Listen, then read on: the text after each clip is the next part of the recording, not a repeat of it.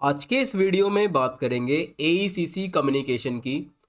और आज हम बात करने वाले हैं यूनिट 3 के पार्ट 3 के बारे में। इससे पहले यूनिट 3 के 2 पार्ट अपलोड किए जा चुके हैं। आपके लिए लिंक दे दूंगा डिस्क्रिप्शन में, वहाँ से आप उसको देख लेंगे। देखिए, जब 2 पार्ट आप देखेंगे तभी आप तीसरे पार्ट को रिलेट कर पाएंगे, और तीसरे पार्ट में हमारी जो यूनिट 3 है ये ख़त्म हो जाती है। और आज का जो हमारा टॉपिक है वो है फेसिंग इंटरव्यू, पब्लिक स्पीच और प्रेजेंटेशन। फेसिंग इंटरव्यू होता है जब हम साक्षात्कार हिंदी में से कहते हैं, जब हम इंटरव्यू फेस करते हैं, ठीक है, उसके बारे में। पब्लिक स्पीच होता है जब हम किसी लार्ज ऑडियंस को संबोधित करते हैं, उसके सामने बात रखते हैं। और प्रेजेंटेशन होता है जब हम सिलेक्ट ग्रुप के सामने कुछ प्रेजेंटेशन देते हैं। तो आइए डिटेल से डिस्कस करेंगे, इसको समझेंगे इस पूरे टॉपिक को। उससे पहले सिलेबस देख लेते हैं एक बार। देखिए, 2 यूनिट कंप्लीट हो चुकी है हमारी, ठीक है। 3rd यूनिट के 2 पार्ट हम कंप्लीट कर चुके हैं, आज ये तीसरा पार्ट है। और आज हमारी जो 3rd यूनिट है स्पीकिंग स्किल्स, ये कंप्लीट हो जाएगी। उसके बाद हमारी 2 यूनिट बचेगी, इसको भी हम डिटेल से कवर करेंगे। आपके सामने मेरा इंस्टा आईडी है, यहाँ से आप मुझे फॉलो कर सकते हो, और आपकी कोई क्वेरी है या क्वेश्चन है तो आप मुझसे पूछ सकते हो। और टेलीग्राम पर जाकर आप ये ग्रुप जरूर ज्वाइन कर लीजिए, आपके लिए काफ़ी फायदेमंद ग्रुप है ये। टेलीग्राम पर जाकर आपको सर्च करना है @एकलव्य स्नातक 1, और इस ग्रुप को आप फटाफट से कर लीजिए ज्वाइन। और यहाँ पर आपको मिल जाएगी फ्री PDF जो भी आपको सब्जेक्ट पढ़ाया जाता है उसकी। तो चलिए स्टार्ट करते हैं आज का अपना टॉपिक, इंटरव्यू। देखिए, इंटरव्यू क्या होता है। इंटरव्यू एक प्रक्रिया है, एक प्रोसेस है, ठीक है। क्या है? सिलेक्टिंग समवन, किसी को चयन करने की प्रक्रिया है, किसी को चुनने की प्रक्रिया है, जिसके दौरान जिसकी सहायता से हम किसी को चुनते हैं, किसी को सिलेक्ट करते हैं। और उसमें हम क्या देखते हैं कि उसका एकेडमिक क्या है, नॉन एकेडमिक क्या है, ठीक है, उसकी वैल्यूज़ क्या है, हम इन सब चीज़ों को देखते हैं। इंटरव्यू एक टूल है, एक उपकरण है, ठीक है। टूल हम कहते हैं उपकरण को, टूल है, उपकरण है, एक ओरल तरीके से बात करने का। यानी यहाँ पर हम orally, face to face oral बात करते हैं, कम्युनिकेट करते हैं, और किसी को सिलेक्ट करते हैं, चयन करते हैं उसका, ठीक है। टेस्ट करते हैं उसके एकेडमिक को, नॉन एकेडमिक को, इन सब चीज़ों को टेस्ट करते हैं। और देखते हैं कि जो एम्प्लॉयमेंट है और जिसको हम एंट्री दे रहे हैं वो एंट्री देने लायक है या नहीं है, ठीक है। इसको, इस टूल का जो प्रयोग है वो हम नौकरी के दौरान करते हैं, यानी किसी को नौकरी पद पर किसी को चुनने के लिए, उसके लिए करते हैं। या फिर इसका प्रयोग हम करते हैं इंस्टीट्यूशन में किसी को एंट्री देने के लिए। फॉर एग्जाम्पल, एंट्रेंस एग्जाम होता है आपका बहुत सारी जगह, ठीक है। किसी कोर्स में आपको किसी कोर्स में आपको दाखिला लेना है तो आपको एंट्रेंस एग्जाम से गुजरना होगा, इंटरव्यू से गुजरना होगा, जब आपको उस कोर्स के अंदर दाखिला मिलेगा। तो किसी एकेडमिक इंस्टीट्यूशन या फिर एम्प्लॉयमेंट या फिर किसी कंपनी के अंदर काम करने के लिए इंटरव्यू से हमें गुजरना होता है, इस प्रक्रिया के तहत हमें गुजरना होता है। यूजुअली एनी एम्प्लॉयर, देखिए एम्प्लॉयर कौन होता है? ओनर। किसी कंपनी का जो मालिक होता है जिसे हम एम्प्लॉयर कहते हैं उसे कहते हैं हम employer, owner. Would like to figure out before employing anyone, यानी किसी को जब वो चयन चयन करना होता है, उसको चुनना होता है किसी पद के लिए, तो वो फिगर आउट करता है, देखता है, उसे चयन करने से पहले, उसे रखने से पहले वो उसके अंदर देखता है कि जो पर्सन है, जो व्यक्ति है, वो सुटेबल है। सुटेबल होता है कि वो कामयाब है, या फिर उसके अंदर वो एबिलिटी है, जिस पर्पज़ के लिए उसे रखा जा रहा है वो उस पर्पज़ को पूरा कर पाएगा या नहीं कर पाएगा। तो देखते हैं वो सुटेबल है फॉर एम्प्लॉयमेंट, उस नौकरी के लिए, उस पद के लिए सुटेबल है। Whether he she will serve the purpose, और जो भी ही शी विल, यानी ही और she will serve the purpose, जो भी हम जिसको भी हम सेलेक्ट कर रहे हैं, लड़का या लड़की कोई भी हो सकता है वो, ठीक है, तो वो उस पर्पस को पूरा कर पा रहा है या नहीं कर पा रहा है, वो उसके लायक है या नहीं लायक है, इन सब चीज़ों को हम क्या करते हैं इंटरव्यू के दौरान टेस्ट करते हैं। Interviews try to find out if the applicant is suitable, the interview is purpose of evaluation, और ये एक मूल्यांकन करने का टूल होता है, मूल्यांकन करने का तरीका होता है। एवेल्युएशन होता है किसी को मूल्यांकन करना, किसी का मूल्यांकित करना, ठीक है। तो ये टूल के रूप में कार्य करता है किसी एप्लीकेंट को इवेल्युएट करने के लिए। Usually interview are taken by a panel. देखिए बहुत बार ऐसा होता है, बहुत सारी छोटी छोटी नौकरियां जो होती है उसमें तो होता है कि 1-to-1 इंटरव्यू हो जाता है, ठीक है। सामने वाला एम्प्लॉयर बैठता है और सामने उसके बंदा बैठता है, इसको इंटरव्यू देना होता है, तो 1-to-1 कर लेते हैं। लेकिन जब भी आप किसी बड़ी जगह पर सिलेक्ट होते हो या फिर किसी बड़े इंस्टीट्यूशन के अंदर आपको दाखिला लेना है किसी महत्वपूर्ण कोर्स के लिए, तो आपको एक पैनल के थ्रू सिलेक्ट किया जाता है। यानी जो आपका इंटरव्यू लेगा वो एक ग्रुप लेगा, ठीक है। वो पैनल होता है, उसे कहते हैं ग्रुप ऑफ एक्सपर्ट्स का पैनल। यानी वो एक पूरा ग्रुप होता है एक्सपर्ट्स का, वो आपका इंटरव्यू लेगा, उनके द्वारा आपको चयन किया जाएगा। तो उसमें एक इंपॉर्टेंट चीज़ होती है कि जब भी आप पैनल के सामने हो तो आपका आई कांटेक्ट बहुत अच्छा होना चाहिए, ठीक है। सभी मेंबरों के साथ, जितने भी पैनल के अंदर मेंबर है उनके साथ आपका आई कांटेक्ट अच्छा होना चाहिए। अब हम बात करते हैं कि जब हम इंटरव्यू के फेज से गुजर रहे होते हैं या जब हम इंटरव्यू देने जा रहे होते हैं तो हमें किन किन चीज़ों का ध्यान रखना चाहिए, ठीक है, वाइल फेसिंग एन इंटरव्यू। तो पहली बात तो हो गई कि interview is a formal occasion. देखिए एक फॉर्मल होता है, औपचारिक रूप से लिया जाता है और औपचारिक लोगों से लिया जाता है। तो यहाँ पर लैंग्वेज भी फॉर्मल चलती है और सबसे पहला जो इम्प्रेशन होता है इंटरव्यू देने का वो आपके कपड़े होते हैं, ठीक है। तो आपको ऐसे कपड़े पहनने हैं जो फॉर्मल्स होंगे, जिससे कि आपका पहला इम्प्रेशन जो है, जैसा कि आपने सुना होगा, कहा जाता है first impression is the last impression, ठीक है। ये बहुत अहम बात है। तो पहला इंप्रेशन जाता है आपके क्लॉथ से, आपके कपड़ों से। तो आपको ऐसे कपड़े पहनने हैं जो फॉर्मल्स में आते हैं। फॉर्मल्स पहनेंगे वही आपका एक अच्छा इंप्रेशन छोड़ेंगे। उसके बाद आता है आपका बिहेवियर। वाइल इंटरव्यू, जब इंटरव्यू चल रहा होता है वाइल इंटरव्यू, तो आपका बिहेवियर पोलाइट होना चाहिए, नर्म होना चाहिए, ठीक है। विनम्र कह लो या नर्म कह लो, ऐसा होना चाहिए। नोट टू बी रूड और ओवर कॉन्फिडेंट। ऐसा ना हो कि आपसे कुछ सवाल जवाब किए जा रहे हैं तो आपका बिहेवियर रूड हो, आपका बोलने का तरीका ठीक ना हो। या फिर ऐसा भी नहीं होना चाहिए कि आपसे पूछा जा रहा है और आप ओवर कॉन्फिडेंट होकर जवाब दे रहे हो, ठीक है। ऐसा नहीं होना चाहिए, पोलाइट होना चाहिए। Your communication should be show your confident and conviction. यानी जो आपका कम्युनिकेशन है, जो आपका बात करने का तरीका है, वो दर्शाएगा कि आप कितने कॉन्फिडेंट हैं। कॉन्फिडेंस होता है आत्मविश्वास, आपको आत्मविश्वास के साथ कम्युनिकेशन करना है। और कन्विक्शन होता है दृढ़ विश्वास के साथ, ठीक है। दृढ़ विश्वास के साथ आपको जवाब देना है हर चीज़ों का। जब भी आप बात करेंगे तो आपके जो कम्युनिकेशन है उसके अंदर कॉन्फिडेंट होना चाहिए, आप पूरे कॉन्फिडेंट होने चाहिए। उसके बाद सबसे महत्वपूर्ण चीज है नॉन वर्बल क्यूज। यानी कि आपका जो नॉन वर्बल क्यूज है वो आपके इंटरव्यू में बहुत ज़्यादा महत्वपूर्ण रोल निभाता है। आपके जेस्चर्स ठीक होने चाहिए, आपका फेशियल एक्सप्रेशन ठीक होना चाहिए। फेशियल एक्सप्रेशन होता है आपका जो फेस है, वो उसका एक्सप्रेशन ऐसा होना चाहिए कि वो उनको लगे कि हाँ ये जिज्ञासु है जवाब देने के लिए, ठीक है, ये काफ़ी कॉन्फिडेंट दिख रहा है, तो ऐसा होना चाहिए।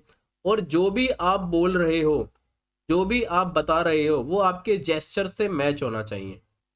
ऐसा नहीं होना चाहिए कि आप इस तरीके से बैठे हो या इस तरीके से आप जवाब दे रहे हो कि आप उनको इरिटेट कर रहे हो, पैनल को इरिटेट कर रहे हो, या फिर बोर्ड को आप पागल बनाने की कोशिश कर रहे हो। मान लो आप मान लीजिए आपसे कोई सवाल पूछा जाता है अ, हिंदी से रिलेटेड, या मान लीजिए आपसे पूछा जाता है इंग्लिश से रिलेटेड, और आप उसका घुमा फिरा के जवाब दे रहे हो, ठीक है। या फिर आप उसका जवाब ऐसे इस वे में दे रहे हो कि आप सब्जेक्ट से भटका रहे हो पैनल को।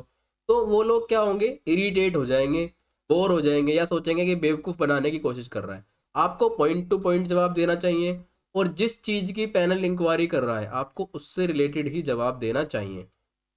You should know your subject well. और जिस सब्जेक्ट से रिलेटेड आपसे जवाब पूछा जा रहा है आप उसके वेल ज्ञाता होने चाहिए, ठीक है। आपको उसका ज्ञान होना चाहिए सब्जेक्ट का पूरा, और उसको डिलीवर करना भी आपको अच्छे से आना चाहिए, आपको इन चीज़ों की प्रैक्टिस करनी चाहिए। And before the facing panelist you should ask your self three things. देखिए, और सबसे इंपॉर्टेंट चीज़ ये है कि जब आप इंटरव्यू के लिए जाते हो, ठीक है, पैनलिस्ट को फेस करते हो, तो उससे पहले आप तीन चीज़ अपने आप से पूछेंगे। क्या? Do you know your self? क्या आप अपने आप को जानते हो अच्छे से, अपने बारे में अच्छे से जानते हो, अपने आप को प्रेजेंट कर सकते हो? इन सब चीज़ों का ध्यान रखेंगे। Do you know about the company और इंस्टीट्यूशन, और जिस कंपनी के लिए आप इंटरव्यू करने जा रहे हो, जिस कंपनी में आप ज्वाइन होने के लिए जा रहे हो, जिस कंपनी में आप एम्प्लॉय बनने के लिए जा रहे हो, उसके बारे में आपका पूरा ज्ञान होना चाहिए।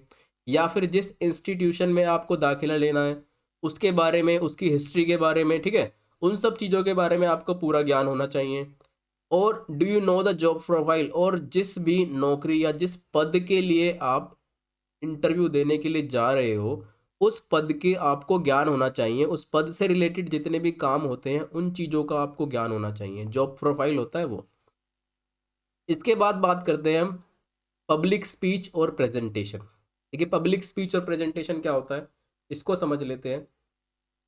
पब्लिक स्पीच और presentation is one such forms of mass communication, यानी कि ये मास कम्युनिकेशन का एक पार्ट होता है, मास कम्युनिकेशन का पार्ट होता है। और मास कम्युनिकेशन में हम क्या करते हैं, एक लार्ज नंबर ऑफ ऑडियंस को हम क्या करते हैं, उससे इंटरेक्ट होते हैं, ठीक है। लार्ज नंबर ऑडियंस को हम उसके सामने हम स्पीच देते हैं, या उसको संबोधित, हिंदी में बताऊं तो उसे कहते हैं संबोधित करते हैं, ठीक है। ये होता है हमारा मास कम्युनिकेशन। और मास कम्युनिकेशन का ही पार्ट होता है हमारा पब्लिक स्पीच। मास कम्युनिकेशन पे मैंने वीडियो बना रखी है, आप देख लेंगे। तो one addresses a large gathering of people, यानी कि किसी बहुत ज़्यादा लोगों, बहुत ज़्यादा लोग, भीड़, किसी भीड़ को संबोधित करना कहलाता है पब्लिक स्पीच।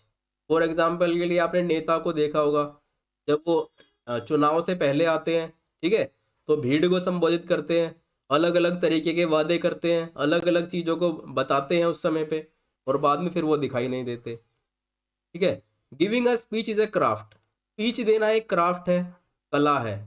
बिल्कुल, जब भी आप कोई स्पीच देते हैं तो वो अपने आप में एक कला है, कला के माध्यम से स्पीच दी जाती है। And it is very useful in a professional life, और आज के जीवन में, आज के व्यवसायिक जीवन में ये बहुत ज़रूरी है कि आपको पब्लिक स्पीच देनी आनी चाहिए, प्रेजेंटेशन देनी आनी चाहिए, ठीक है, पब्लिक को हैंडल करना आना चाहिए। A leader has the art to address a large audience, और एक नेता के पास, देखिए, एक नेता के पास एक कला होती है, आर्ट होती है पब्लिक को एड्रेस करने की, ठीक है, पब्लिक लार्ज ऑडियंस को स्पीच देने की उसके पास एक कला होती है। There are various kinds of jobs throughout the world where the art of addressing mass is, देखिए, बहुत सारी कंपनियां पूरे विश्व में ऐसी है कि वो अपने इंटरव्यू के दौरान एक ऐसी चीज़ भी रखते हैं जिससे वो फिगर आउट करते हैं कि ये लार्ज ऑडियंस को जो है संभाल सकता है, या पब्लिक स्पीच दे सकता है या नहीं दे सकता है। तो ये भी एक जॉब का पार्ट बन चुका है, ठीक है, कि आपको ऑडियंस को जो है स्पीच देना आना चाहिए, और लार्ज ऑडियंस को संभालना आना चाहिए। तो बहुत सारी जो वर्ल्ड के अंदर कंपनियां हैं वो इसको मांगती है, ठीक है, उनके लिए ज़रूरी है कि आपको मास, लार्ज ऑडियंस को एड्रेसिंग करना आपको आना चाहिए। Public speech is a different from presentation. अब जो पब्लिक स्पीच है वो प्रेजेंटेशन से अलग है, ये दो बातें हैं, ठीक है। हालांकि दोनों जगह हम ऑडियंस को एड्रेस करते हैं, लेकिन अपने आप में प्रेजेंटेशन जो है वो डिफरेंट है, ये विशिष्ट होता है, ठीक है, पब्लिक स्पीच से ये अलग होता है। कैसे अलग होता है? देखिए, पब्लिक स्पीच में जो हम बातें, जो हम पब्लिक को एड्रेस करते हैं, ठीक है, पब्लिक जनता को संबोधित करते हैं, तो वो जनता जो होती है हमें उसका बैकग्राउंड पता नहीं होता है, ठीक है। और बहुत सारे उसमें से ऐसे होते हैं जो अवेयर नहीं होते, ठीक है, जागरूक नहीं होते, तो वहाँ हमारा स्पेसिफिक होना जरूरी नहीं होता है। आपने देखा होगा कि बहुत सारे नेता जब जनता को संबोधित करते हैं तो कुछ ऐसी बातें बोल जाते हैं कि उनमें से 80% जनता को समझ में नहीं आता कि उन्होंने क्या बोल दिया, ठीक है। ऐसा क्यों होता है? क्योंकि जनता का ऐसा बैकग्राउंड नहीं है जो उन उन चीज़ों को वो समझ सके। तो पब्लिक स्पीच क्या हुआ, प्रेजेंटेशन से अलग हुआ। लेकिन प्रेजेंटेशन में क्या होता है, प्रेजेंटेशन में जब आप प्रेजेंटेशन दे रहे होते हैं तो एक तो आपको विशिष्ट टॉपिक पे ऊपर प्रेजेंटेशन देनी होती है, यानी आपके पास सिलेक्टेड एक ग्रुप होगा जिसके सामने आप प्रेजेंटेशन देंगे, और सिलेक्टेड आपके पास क्या होगा, सब्जेक्ट होगा, ठीक है। और जो भी ग्रुप आपके सामने बैठा होगा वो क्या होगा, प्रोफेशनल होगा, ठीक है। उसका बैकग्राउंड क्या होगा, प्रोफेशनल होगा। वो सभी जो आप बता रहे हो वो उनसे चित्त परिचित होंगे और अच्छे ज्ञाता होंगे। तो वहाँ पर आप कुछ भी घुमा नहीं सकते, कुछ भी ऐसा नहीं बोल सकते कि वो लोग आपको एनालाइज नहीं कर पाएंगे। तो वहाँ पर स्पेशल कैटेगरी होती है, तो इसे कहते हैं प्रेजेंटेशन। तो प्रेजेंटेशन का जो नेचर होता है वो पब्लिक स्पीच से डिफरेंट होता है, अलग होता है। अब जब आप प्रेजेंटेशन देने के लिए जाते हो, देखिए प्रेजेंटेशन आप क्लासरूम में दे सकते हो, ठीक है, ऑफिस में दे सकते हो। क्लासरूम में जब आप टीचर प्रेजेंटेशन दे रहा होता है या फिर कोई स्टूडेंट कुछ बता रहा होता है तो प्रेजेंटेशन के माध्यम से बता सकता है वो, ठीक है। ऑफिस के अंदर आप कोई प्रेजेंटेशन दे सकते हो, कोई बोर्ड रूम है उसके अंदर प्रेजेंटेशन दे सकते हो। तो बहुत सारी चीज़ें हैं जो आपको प्रेजेंटेशन देने से पहले पता होनी चाहिए, या अपने आपको वो चीज़ें आनी चाहिए, आपके व्यवहार में वो चीज़ें होनी चाहिए। सबसे पहला है टाइम लिमिट। देखिए प्रेजेंटेशन एक टाइम लिमिट के अकॉर्डिंग चलता है। अगर आपको हाफ आवर की प्रेजेंटेशन देनी है, आधे घंटे की आपको किसी सब्जेक्ट पे प्रेजेंटेशन देनी है, तो आप अपने टाइम से ही उस प्रेजेंटेशन को ख़त्म करेंगे, क्योंकि प्रेजेंटेशन जो सुनने वाले लोग हैं वो भी इम्पोर्टेंट है, उनका टाइम भी इम्पोर्टेंट होता है, ठीक है।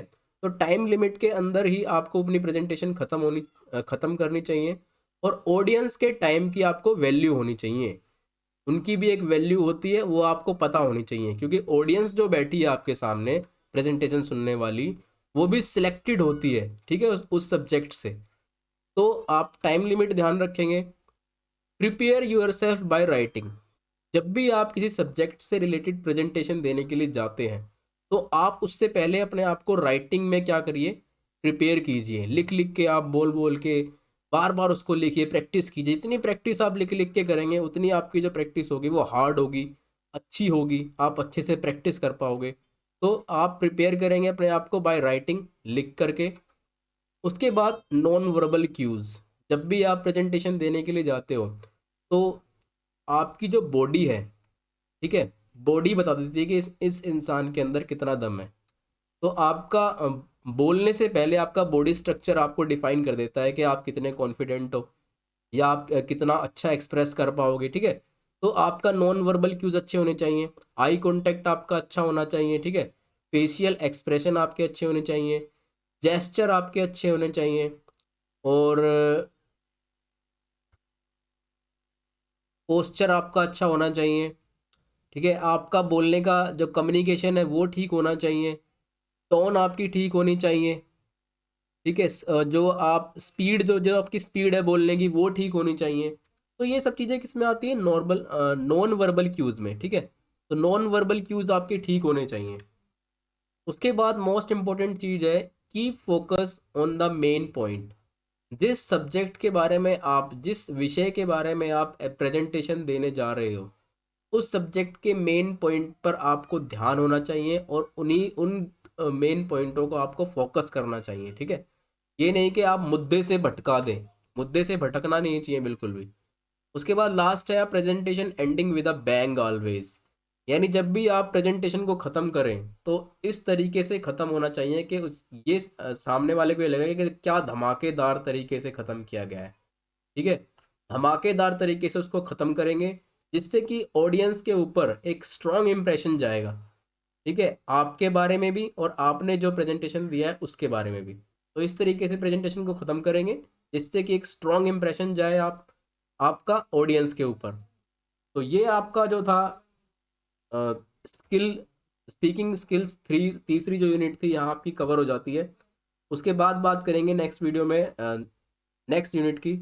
तब तक के लिए जय हिंद, जय भारत और धन्यवाद। चैनल को सब्सक्राइब कीजिए, वीडियो को लाइक कीजिए, इससे मोटिवेशन मिलता है अगली वीडियो बनाने का। धन्यवाद।